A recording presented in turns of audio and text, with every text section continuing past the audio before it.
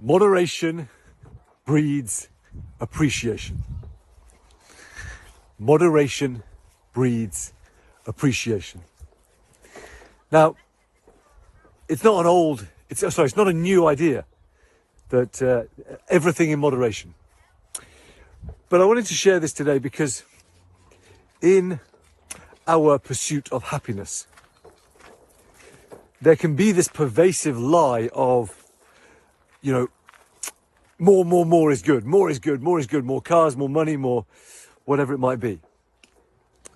And yet, when it comes to truly appreciating the majesty, the beauty of life, it can be the case that if we have only had things in a glimpse or in moderation, then we can truly appreciate them.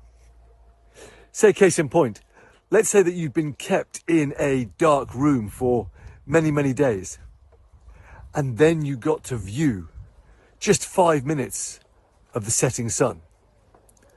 Well, think how much more rich that experience would be. And so for me, I'm currently in, day 41, 42 of a distilled liquids fast. And the other day I was checking in with a group that I've got involved in as a part of that, this process of really cleaning out the system using distilled liquids. And this is based on science going back to the 1920s and 30s, before our pharmaceutical industry was co-opted by some pretty nefarious agendas.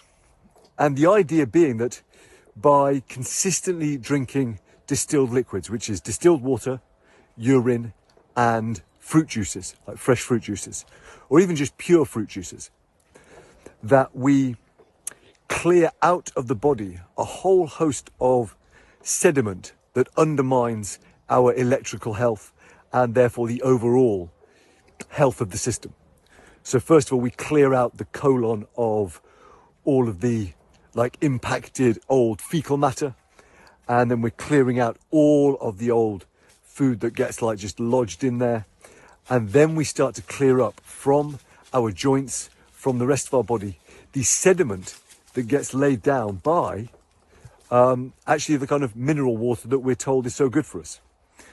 And as we emerge into a new biology, the work of folk like Dr. Tom Cowan on the true makeup of the cells, which is that our cells are essentially organized water.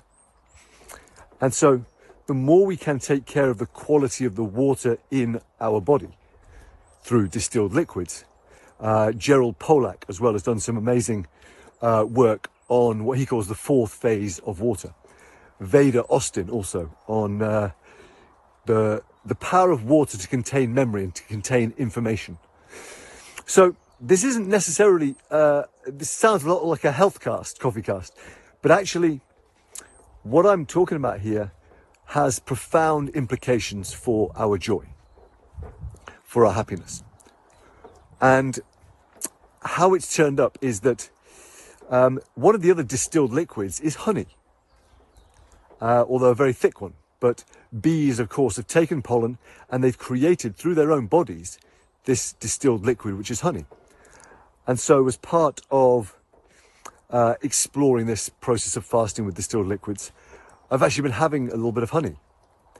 And oh my word, having not had any honey for 30, 40 days, to then sample some honey, it is like a person being kept in a dark room, getting then a glimpse of the sunlight. So that is my question for you today. Where, by cultivating moderation, could you enhance the appreciation that you have for something?